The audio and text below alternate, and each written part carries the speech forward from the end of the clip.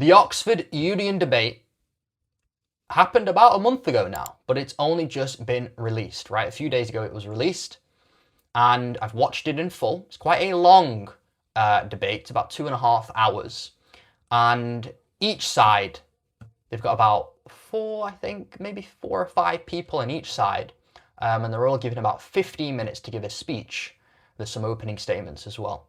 So before I tell you what I think of the debate, right, let's have a look at what the audience thought of the debate. So the vote was 41 to 57, a 16 vote difference. Now, this is actually quite a massive vote difference. It's a big vote difference because there aren't that many people in the chamber, in the House, in Oxford Union, that were audience members. And it was actually lower than it usually is because of a lot of people boycotting the debate because they didn't want Tommy Robinson in Oxford. And I can understand why, but I think if I had to pick a side, I'd probably prefer for the debate to have happened because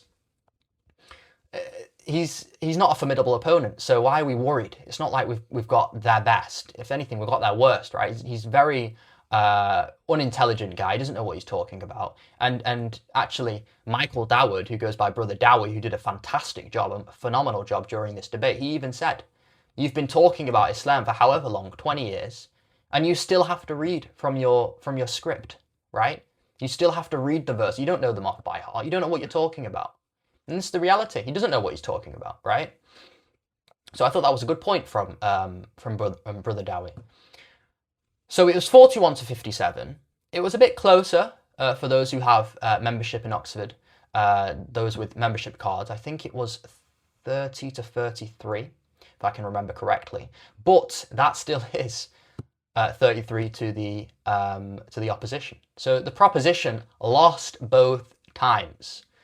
The motion that they lost over was that this House believes that the West is right to have a suspicion of Islam, right? Not has a right, but is right, right? They're not wrong, they are right to have a suspicion of Islam, okay? And the vote, again, was 41 to 57. So it was humiliating for Robinson. He's absolutely lost by a massive margin. It was a humiliating defeat, and I can see why, right? These are my thoughts. I can see exactly why they lost this debate, because what does he argue? Or Lawrence Fox or any of the others who are on his side, right? Robinson and co. What do they argue? They argue examples. So the opposition argues facts and verses, Quranic verses and hadith by the Prophet, whereas the proposition argue examples. Okay? Oh, but this guy did this, and oh, but this happened, and oh, this is happening in Europe, and okay, these are examples, right? These are not even 1 in 100. These are 1 in 1,000, right? And this is how Robinson has built a following, is that he will take the 1 in 1,000 and he'll make it look like the 1,000. Think of that, right? He'll take the 1 in 1,000, he'll make it look like the 1,000. And then he'll get people to rally behind him. But it's built on a premise where these are not even just the minority. This is a less than 1% thing that's happening, right? He'll talk about terrorist attacks. He'll talk about ISIS. He'll talk about Osama bin Laden was brought up, not actually by the proposition, but by the opposition. And he'll bring up all of this, right? And then they'll get refuted instantly by the opposition. He brings up the Taliban, he brings up these terrorist groups. And what does the president of the Oxford Union, I'm sorry, I can't remember her name, but the sister gets up and she says, if I were to ask Muslims, who's going to agree with ISIS? How many do you think? None of us. Absolutely condemned. In fact, nobody hates extremists more than Muslims. Think of that, right?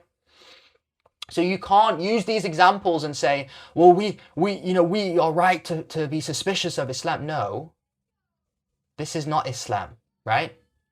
This is not Islam, because we're giving you the Quran. He did say 1 or 2 verses, and she gets up immediately and she says, well, what comes before that verse? What comes after the verse? Killing the believers. What comes before it? What comes after it? Right? What is the context of that verse? Have you even read the Quran? Right? And Robinson will get up and he'll say, I've read the Quran.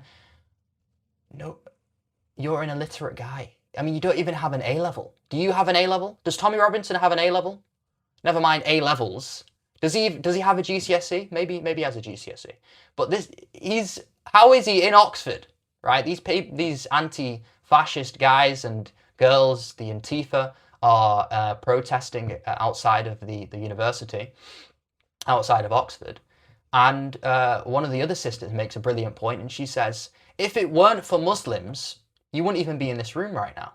All of these people, who, by the way, aren't, I mean, I would assume some of them are Muslims, but Antifa is not really a Muslim, well, it's definitely not a Muslim group, right?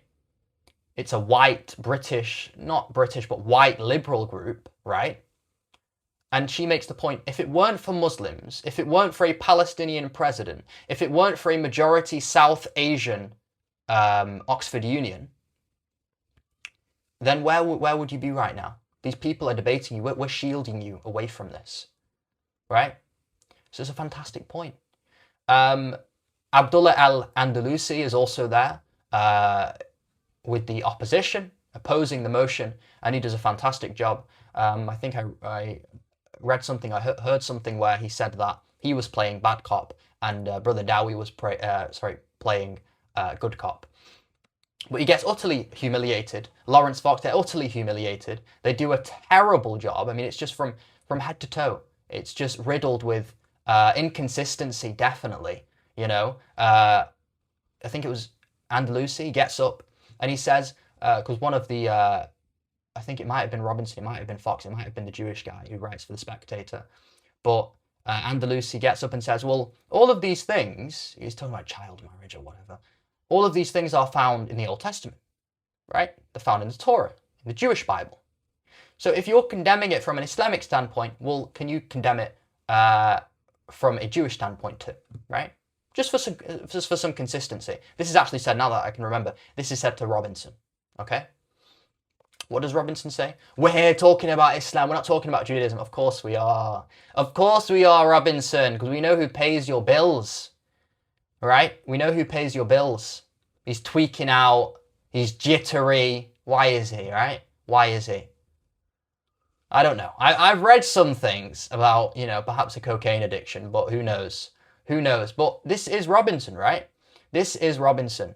He has his abode in Spain. He doesn't even live here, right? Probably couldn't even name you the 5 British values, which one of them is, what? Tolerance of different faiths and beliefs. You're not very tolerant, my friend. So, yeah, you've self-deported, and that's a good thing. You've self-deported yourself to Spain. Stay there. Don't come back, right? So then, this is ridiculous, okay? This is ridiculous. You want to subscribe to the British values or do you not? Because you can't come here and say, oh, we're suspicious of Islam.